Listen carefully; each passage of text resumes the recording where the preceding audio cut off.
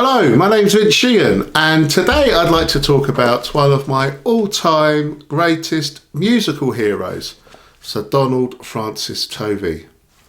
Who was Sir Donald Francis Tovey? Well, he was this great British figure in the musical world round about the end of the 19th century into the first half of the 20th century. And he had his hand in everything. He was a great pianist, he was a conductor, he composed, he was a professor of music at Edinburgh University, and perhaps most famously, he wrote these essays in musical analysis. These volumes are a great aid to anyone who really wants to listen to music carefully. Basically, he was conducting this orchestra in Edinburgh, whilst he was professor at the university, and he wrote these programme notes for the audiences. I think they began to be written around about 1914, and they proved to be so popular in the 30s they were published together in these volumes. We've got volume 1 about famous symphonies. There's volume 2 as well, but I've mislaid that. I was trying to find it and it's escaped me. Anyway, then there's volume 3, concertos. Volume 4 is illustrative music, like, program music basically, overtures, etc. 5 is vocal music. And then there's a volume on chamber music and some extra essays as well. Now, Sir Donald Francis Tovey, through these books, completely changed my life as a youngster. I was born into a kind of very ordinary working class family just outside London in Hertfordshire, and I didn't really have any knowledge of classical music. But my parents, my dad being a rock guitarist, a very good rock guitarist, they started buying me these magazines with CDs, the great composers. And I used to put on these CDs and I was hooked into classical music. I thought, wow, this is amazing. But before long, I realised I couldn't really get past the melodies. I'd hear these great tunes, but then I'd find myself kind of not being able to engage with a lot of the rest of the movement, particularly in a symphony, say 45, 60 minutes long. I was just sitting there thinking, okay, what's going on here?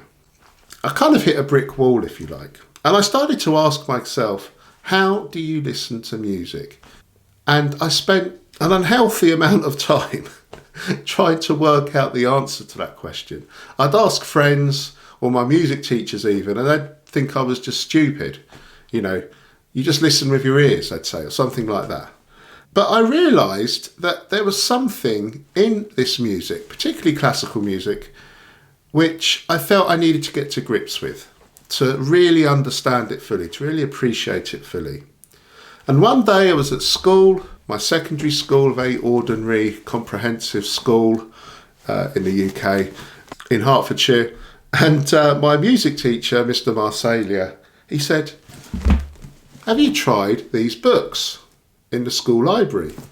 I said, no, I hadn't heard of them. And I think I was about 11 or 12. I took them home.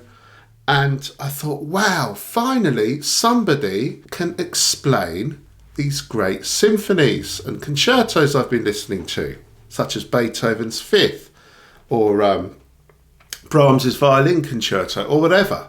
These were like gold dust to me. Sir Donald Francis Tovey, through these writings, became my knight in shining armour. And he put me on a lifelong voyage of discovery of classical music.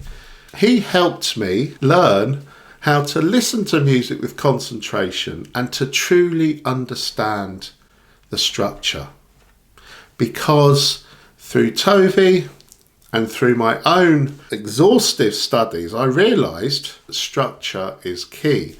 Now, I know there's many different ways to skin a cat, and people experience art in all its forms in different ways. But for me, at least, and I suspect for other people as well, following the structure in a piece of music can really help you stay in the game, can really help you engage with a long symphonic movement without getting bored, without twiddling your thumbs, so you can really understand the kind of, I suppose, the narrative, for want of a better word, going through the piece.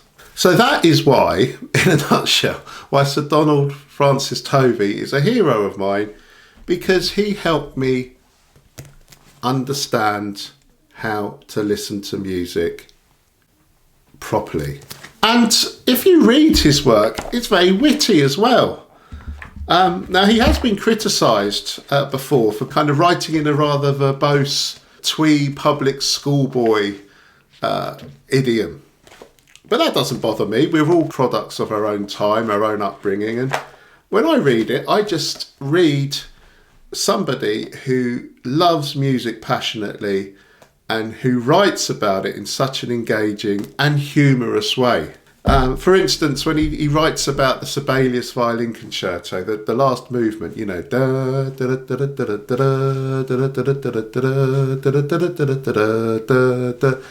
he describes it as a polonaise for polar bears. What a terrific description. And he can be very profound as well when he writes about the finale of Brahms's Fourth Symphony, the famous Passacaglia. He writes, so far then, this symphony, this is the Fourth Symphony by Brahms, has shown us life and action. These are what its heroism fights for. But the hero is not fighting for his own happiness. He is to die fighting. After what I have said as to the meaning of Brahms's choices of the Passacaglia form, little remains but to give the theme. And he's got an illustration of the Passacaglia theme there. Da, da, da, da, da, da, da, and to catalogue its variations. The listener need not worry as to whether he can trace the theme in the variations. If and where he can, that is well. But beauty is skin deep, though it does need bones to keep it in shape. Isn't that wonderful writing? And I just love that last bit there. Beauty is skin deep, though it does need bones to keep it in shape. I think that summarises the joy of these essays in musical analysis. We can all get caught up in the themes of classical music as we do the ironing, or as we're driving, or as we're commuting to work. The beauty is skin deep, but it does need bones to keep it in shape. And that's what Tovey encourages us to do, to find the bones of the work, to find the structure, to truly understand where the music's going, the trajectory of the music, and to keep us in tune with our minds, not just with our ears. So important. I just love also Tovey's not scared to criticise composers either, you know, for perceived weaknesses or flaws. I love the way in the prologue to the illustrative volume, he writes about Berlioz. And he says, boiling oil awaits me for my neglect of Berlioz in volumes 1 to 3. This is volume 4. And red-hot pincers there too for my irreverence to him in the present volume. Berlioz's technique is as unquestionably defective as beriberi is a disease of defect in vitamins. I love that. Now, I think he actually admires Berlioz a great deal, but I think he's making the point that Berlioz hasn't got that way of making his music as finely crafted and as smooth, say, as Brahms's orchestral music is.